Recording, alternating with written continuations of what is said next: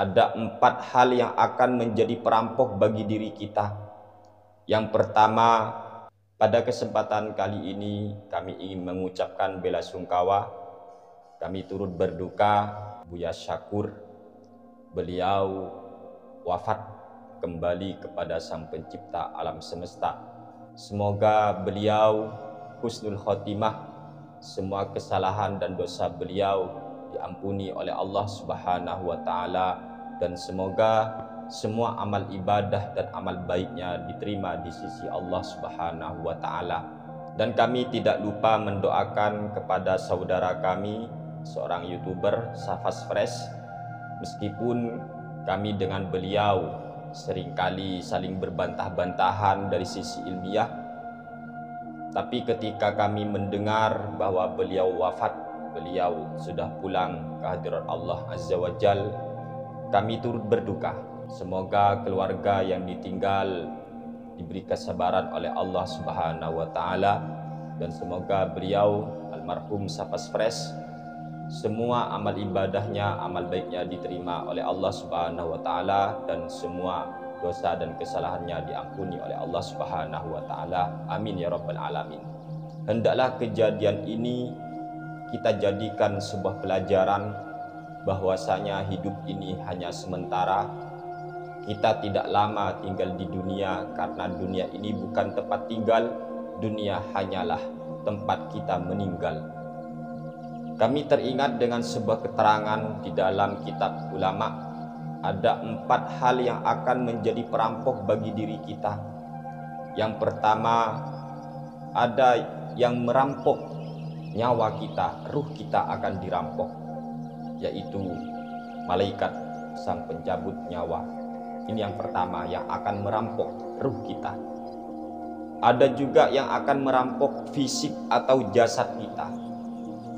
Yang merampok fisik kita atau jasad kita ini setelah kita tiada, setelah kita tinggalkan dunia, adalah ulat atau belatung. Dan yang ketiga, perampok itu adalah ahli waris. Ahli waris akan mengambil semua apa yang pernah kita miliki di dunia ini. Semua apa yang kita miliki, harta, mobil, sepeda, rumah, tanah, sawah, semuanya akan dirampas oleh ahli waris. Dan yang keempat, saudara-saudaraku, yang akan merampok kita, ia akan merampok amal ibadah kita.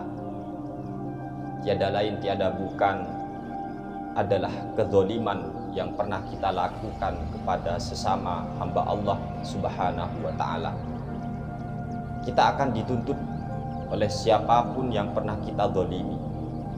Sebab itulah utamanya kami pribadi dan semua para YouTuber, ayo kita harus memperhatikan isi konten kita. Dan tidak lupa pula kepada semua komentator, para netizen.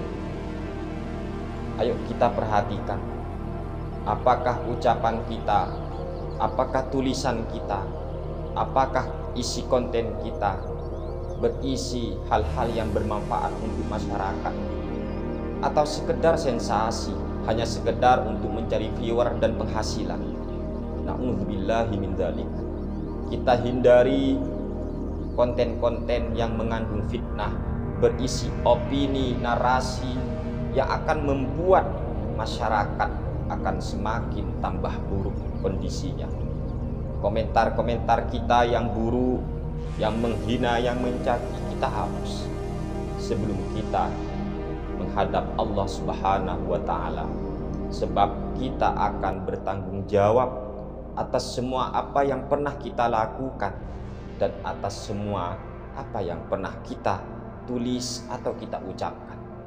Semua kita ini tanpa terkecuali kita akan bertanggung jawab di hadapan Allah Subhanahu wa taala. Para pemain-pemain media sosial, perhatikan video-video kita. Perhatikan video kalian semua. Apakah ada yang membuka aurat? Utamanya para pemain TikTok, TikToker, ataupun YouTuber. Ya Allah, Kadang kami kasihan teman-teman melihat TikToker kayak ataupun YouTuber yang isi videonya membuka aurat. Kadang terlintas di beranda keluar muslimat tapi tidak pakai kerudung tetapi menampakkan aurat yang lainnya. Ayo segera dihapus kalau memang kalian merasa seorang YouTuber dan ada aurat-aurat yang terbuka, karena semua itu akan kita pertanggungjawabkan di hadapan Allah dan dosanya bisa mengalir apabila kita mampu menghapus tapi kita tetap membiarkan hanya demi viewer dan pemasukan. Na'udzubillah min dzalik.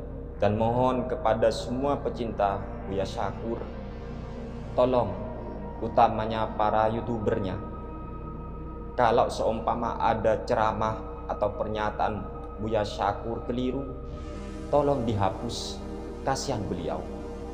Tolong dihapus, kasihan beliau. Semoga beliau wafat atau mati dalam kondisi husnul khotimah, mati membawa iman dan Islam. Dan semoga kita teman-teman, kita semua yang masih hidup ini, kita nggak tahu. Yang jelas, kullu nafsin dha'iqatul maut. Setiap yang berjiwa, setiap yang bernafas, setiap yang hidup ini, kita akan merasakan kematian. Kita akan kembali menghadap Sang Pencipta alam semesta ini.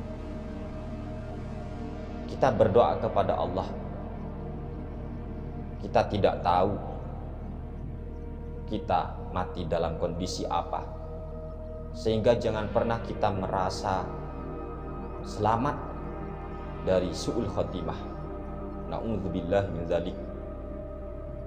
Kita harus senantiasa berdoa kepada Allah, memohon kepada Allah, merendahkan diri di hadapan Allah agar kita mati dalam husnul khotimah, membawa iman dan Islam. Dan semoga ucapan terakhir kita, ucapan terakhir orang tua kita, ucapan terakhir guru-guru kita, saudara-saudara kita, keluarga kita, teman-teman kita, orang-orang yang kita sayang, semoga ucapan yang muncul dari lisan kita semua ini, ucapan terakhir itu tiada lain, tiada bukan adalah kalimat tauhid, la ilaha illallah Muhammadur Rasulullah. Amin ya rabbal alamin. Dan semoga kita sebelum kita menghadap Allah, semoga kita diberi waktu oleh Allah bertaubat, menyesali semua kesalahan dan dosa-dosa kita, baik kepada Allah maupun kepada sesama ciptaan Allah Subhanahu wa ta'ala. Kita akan bertanggung jawab. Tangan kita yang pernah bermaksiat, mata kita yang pernah bermaksiat, lisan kita, telinga kita, hati kita, pikiran kita yang pernah bermaksiat, akan kita bertanggung jawab di hadapan Allah Subhanahu wa ta'ala. Kalau kita merenung kematian, ngeri sekali teman-teman. Sebab sekali kita mati, sekali nyawa kita dicabut oleh Allah Subhanahu wa ta'ala, sekali ruh kita keluar dari tubuh, tidak ada waktu, tidak ada kesempatan untuk bertaubat. Lalu kita bayangkan, akankah kita selamat dari siksa Allah Subhanahu wa ta'ala? Apakah kita pantas masuk surganya? Sementara kita terlalu banyak, kita seringkali kita meninggalkan kewajiban, sering kita menerjang larangan Allah Subhanahu wa ta'ala. Astaghfirullahaladzim, astaghfirullahaladzim, astaghfirullahaladzim. Hadanallahu wa iyyakum ila siratil mustaqim. Wassalamualaikum warahmatullahi wabarakatuh.